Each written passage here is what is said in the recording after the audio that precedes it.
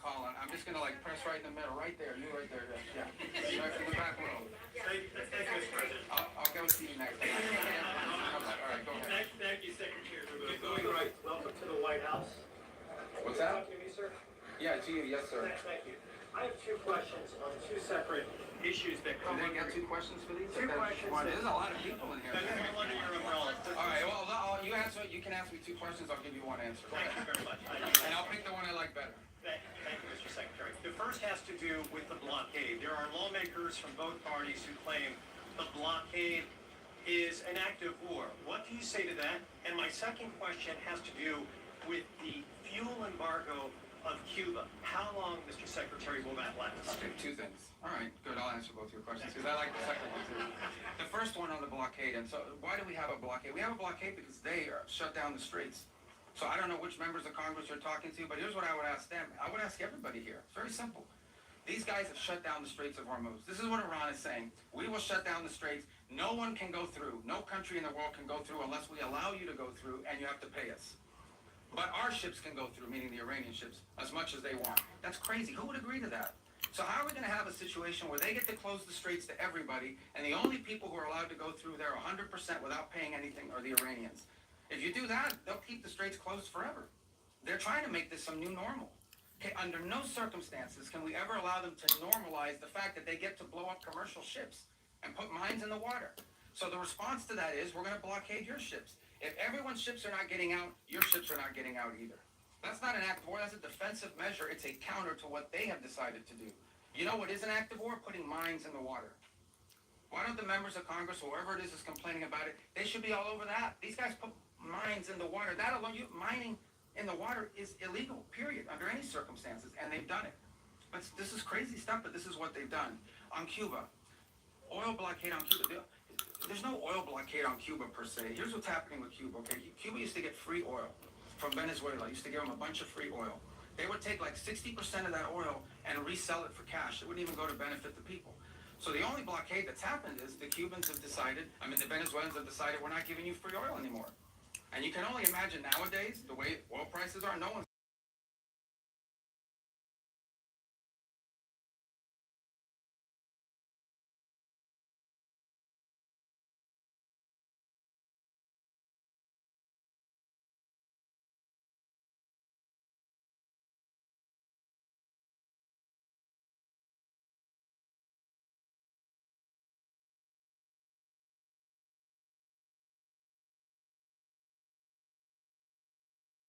an unacceptable status quo. I will be addressing it, but not today.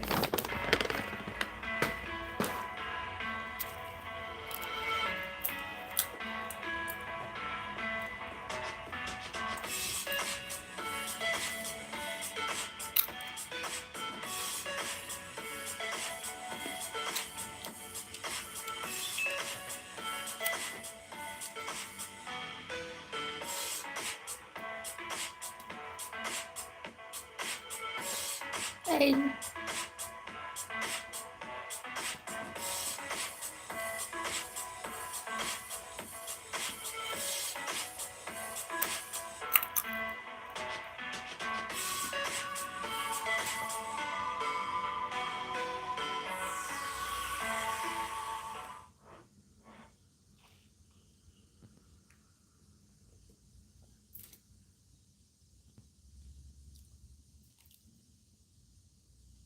Trip.com 奢华饭店推荐。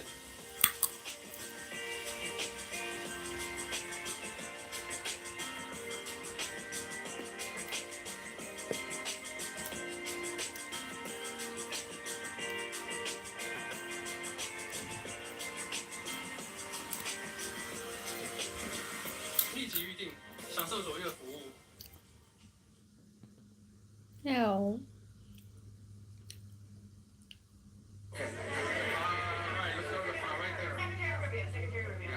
You are going to the Vatican to meet with the Pope. Is this an attempt to smooth things over with the Pope, given the rhetoric between President Trump and Leo? No, it's a trip we had planned from before, and obviously we had some stuff that happened. And no, look, there's a lot to talk about with the Vatican. I'll give you one example. The Pope just returned from a trip to Africa, where the church is growing very vibrantly.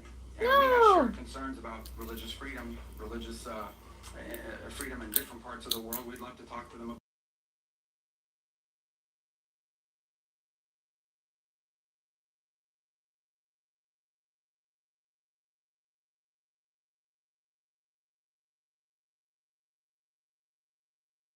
to do it. They won't allow us to give their own people more humanitarian aid, and we're willing to do it through the church. So there's a lot to talk about. The president recently said that the Pope is endangering a lot of Catholics as a result of his rhetoric around the Iran war. Is that a sentiment? Well, I don't you think agree that's an accurate description of what he said. I think what the president basically said is that Iran can't have a nuclear weapon because they would use it against places that have a lot of Catholics and Christians and others for that matter. It goes back to the central point. I think the president, without trying to speak for him, but I think I can characterize it this way. He doesn't understand why anybody, leave aside the Pope, the president and I, for that matter, I think most people, I cannot understand why anyone would think that it's a good idea for Iran to ever have a nuclear weapon. Look what they're doing with the Straits right now. They're holding the whole world hostage. They have these sailors, on commercial ships that are going to starve to death out there. They don't care.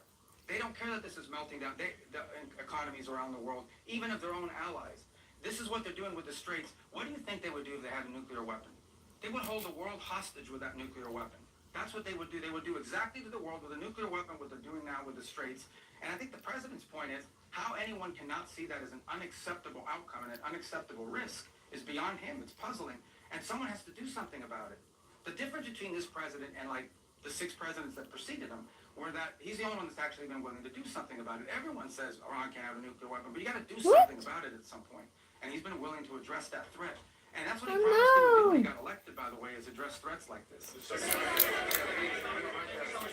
Yeah, I wish I knew your...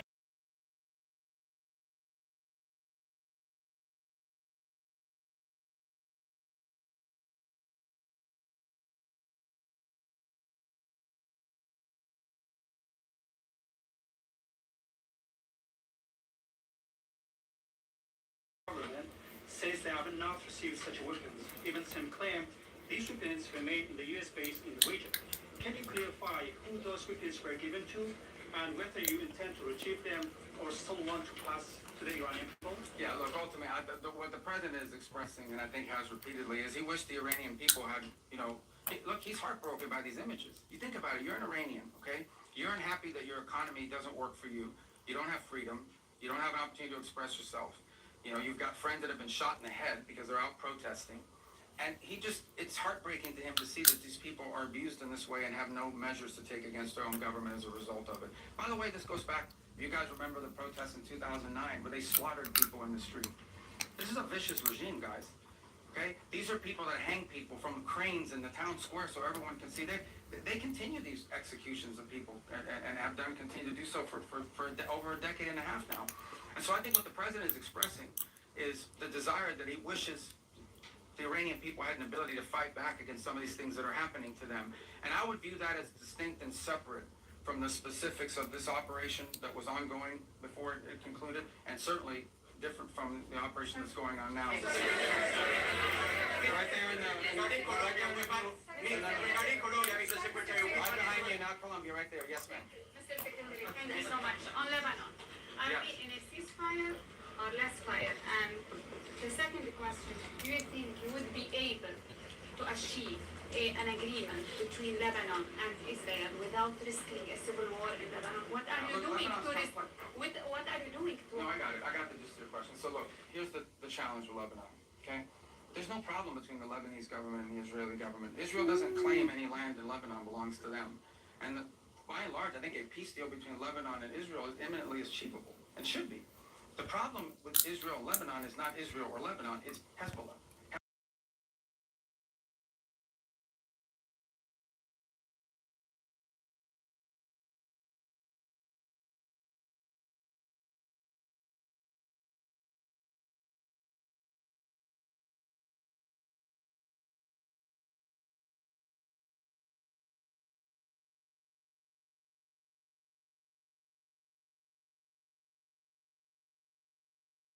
Engage the Lebanese and Israeli governments under our mediation at the table to achieve this, and that is having Lebanese armed forces and a Lebanese government, not just with the willingness, but with the capability to begin to challenge Hezbollah and disarm them.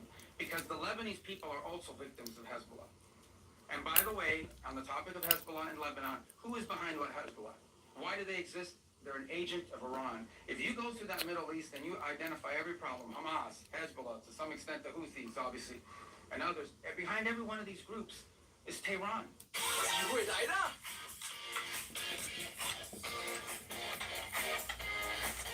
So apart from the nuclear weapons, apart from all these other things, these guys are behind all the bad actors. Hezbollah is a wing. It's an extension of Iranian desire to destabilize the region. So we're very committed to this process. It's not going to be easy. You're asking me a complex question. You know this has been going on for a very long time. It's not going to be easy. We're going to do everything we can to make sure that both sides continue to talk so that progress can be made on some sort of permanent ceasefire that isn't constantly spoiled by Hezbollah and by Hezbollah violence. Right in there. I'm winging it, guys, okay? Right there, yes. You mentioned the two U.S. ships that safely crossed the Strait of Hormuz. Are other ships being told it's safer to get back to regular levels, or are we still going to see limits in place for the foreseeable future? For obvious reasons, I'm not going to broadcast who we're talking to or who we're telling them to move. I mean, we want these operations to be safe, and I think as it unfolds and ships get through, we'll make those announcements after the fact, just for operational security purposes. But the goal here is pretty simple. Establish a zone of transit that is protected by a bubble, the United States, both naval and air assets, and then allow ships who want to move through there and get to market, to begin to increase confidence in the ability to do so.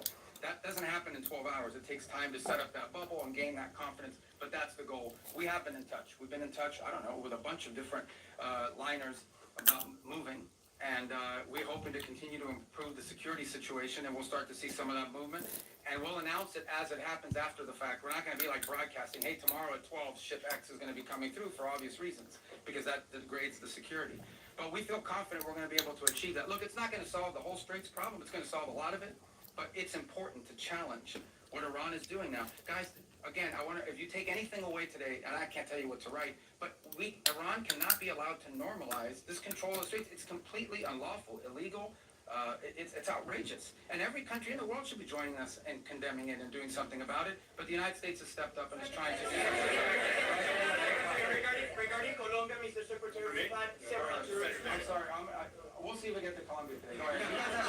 Why don't we talk to you like this? Mr. Secretary, Tom Aguirre, Daily Mail. I was curious about your meeting with Southcom earlier. There was a picture, a map of Cuba behind you. What did you discuss with Southcom about Cuba? And do you have any updates on? I'm not going to tell you what I discussed with Southcom. But it had to do something with Cuba. No, Cuba's in Southcom.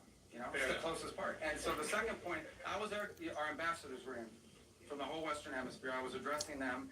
Meeting the general who just took command of Southcom, and there happened to be a map of Cuba. And I said, it'd be good if we took a picture in front of that map, because it's like the closest thing in Southcom to the United States. So there it is. We have maps of other countries, huh? Greenland. Did you have to know Greenland? No, we didn't have that map then. In the red, right there in the red. In the red, okay. Cristina de Telemundo, Mr. Sec. Can I ask you in Spanish or can I? Yeah, you can answer in Spanish. You can ask me. They don't have to translate for them when you ask Well, them. I'll say it in English, and if you can answer in both languages. Today I clicked on the webpage of the State Department, and there's still a $25 million bounty on Diosdado Cabello, the Secretary of Interior, for drug trafficking and narco-terrorism.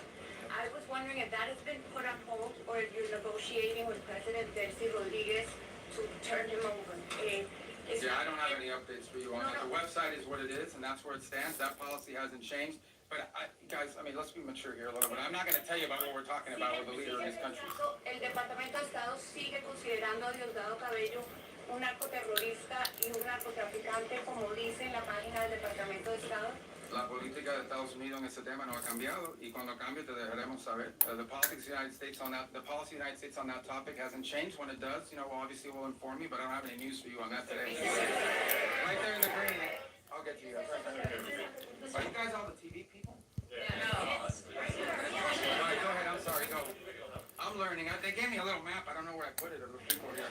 Some of you have like red X's. I'm kidding. No, you don't. Go ahead.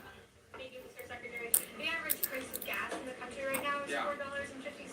Do you have a thought on how long Americans are supposed to kind of accept this? Do you think it will affect Republicans' majorities in the midterms? Well, I'm not going to speculate on the politics of it. You can tell me. I mean, look, it's obviously being driven by global events. That was true during the Russia-Ukraine war as well, where you saw that come up.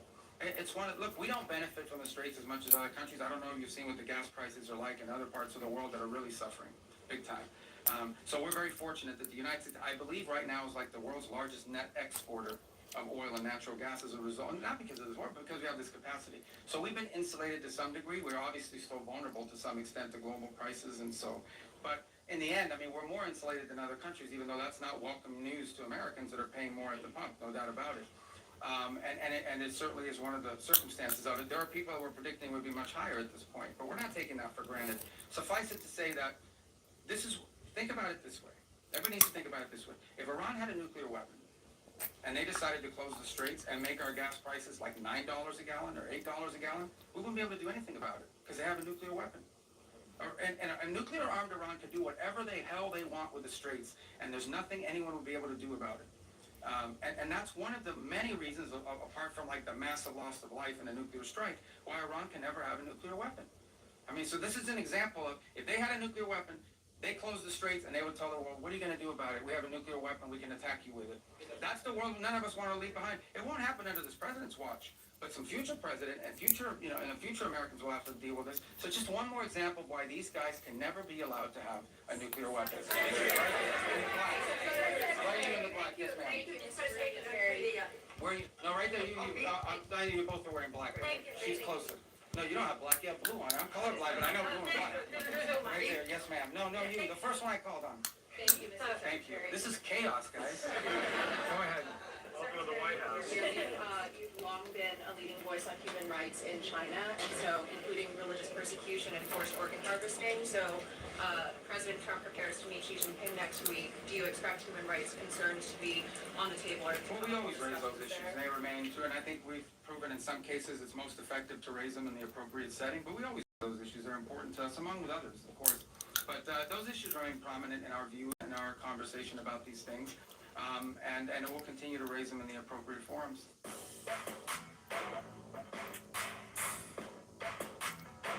Yes. Done. Happy productivity.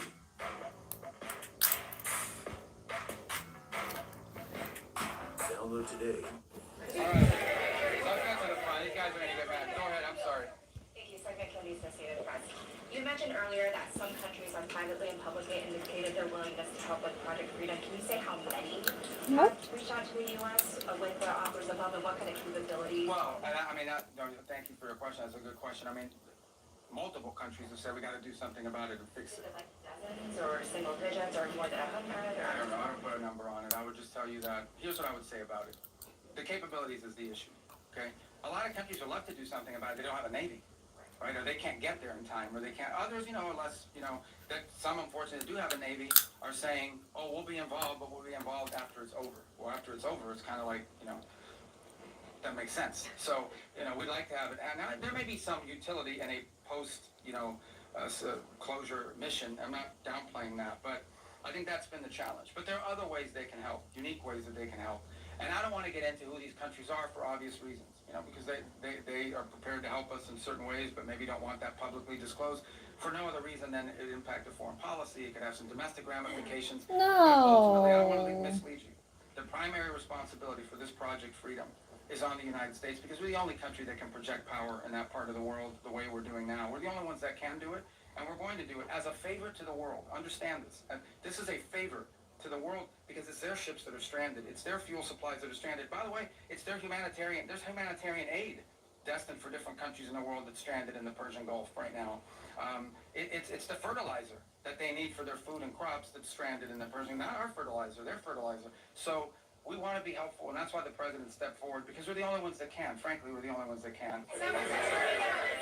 Secretary, on the rising oil and gas prices, the president has said that this is a small price to pay for getting rid of a nuclear weapon. But 10 weeks in, are we any closer to getting rid of Iran's nuclear material? Yeah, but look, here's the way to think about Iran, and this is what I described at the very beginning of this. What was Iran's plan? You have to understand what their plan was.